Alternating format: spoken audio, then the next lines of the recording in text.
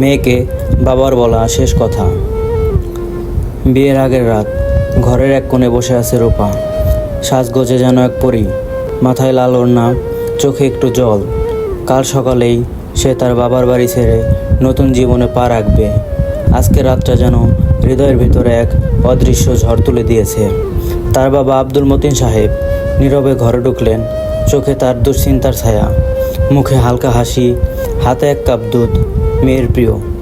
তিনি রূপার পাশে এসে বসলেন, দীর্ঘ নিঃশ্বাস ফেলে বললেন, মারে, আজ একটা কথা বলতেই হবে, শেষ কথা।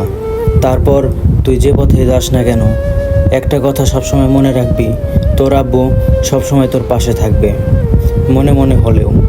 রূপা মাথা নিচু করে বলল, আব্বু, আমি জানি আপনি কাঁদবেন না, আপনি কাঁদলে আমিও কাঁদব, কিন্তু আমি তো যাচ্ছি আমার নতুন সংসার করতে। মতিন সাহেব মেয়ের মাথায় হাত বুলিয়ে বললেন, মা, এই জীবনে মানুষ অনেক কিছু শেখে, বিদ্যা, সৌন্দর্য, রান্নাবান্না, কিন্তু সবচেয়ে বড় শিক্ষা হলো সহ্য আর ভালোবাসা। সংসার মানেই যুদ্ধ না, কিন্তু যুদ্ধের মতো ধৈর্য লাগে। কখনো মনে হবে স্বামী বুঝছে না, কখনো মনে হবে পাশে কেউ নেই, তখনই মনে রাখবি শান্তি দিয়ে সব কিছু জয় করা যায়। মা, সংসারে তুই কারো জন্য সম্পত্তি হবি না, তুই হবি একটা মূল্যবান মানুষ, যার মন আছে, যন্ত্রণাও আছে।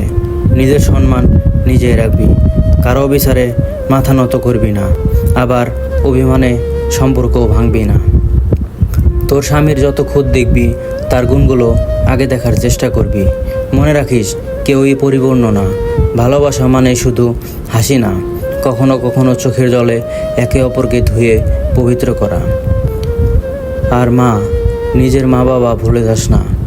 নতুন সংসার মানেই পুরো সম্পর্ক শেষ না, বরং আরও গভীর বন্ধন। মাঝে মাঝে খোঁজ নিবি, এটুকুই আমাদের বেঁচে থাকার শক্তি। রূপার চোখ বেয়ে অশ্রু গড়িয়ে পড়ল, সে বাবার হাত চেপে ধরল। আব্বু, আমি কথা দিচ্ছি, আমি চেষ্টা করব সব কথাই মনে রাখতে। আপনি আমাকে যে শিক্ষা দিয়েছেন, যে শিক্ষা দিয়ে বড় করেছেন, সেটাই আমার সবচেয়ে বড় পাওয়া। সেই রাতে বাতি নিভে গেল, কিন্তু মেয়ের হৃদয়ে জ্বলতে থাকলো বাবার বলা প্রতিটি বাক্য। বিয়ে হলো, নতুন সংসার হলো, কিন্তু বাবার সেই উপদেশ তাকে করলো এক পরিণত শক্ত মেয়ের প্রতিচ্ছবি। আপনাদের এই গল্পটি যদি ভালো লেগে থাকে, অবশ্যই একটি ফলো দিবেন, একটি লাইক দিবেন, একটি শেয়ার করবেন, আর কমেন্টে জানাতে ভুলবেন না গল্পটি কেমন লেগেছে।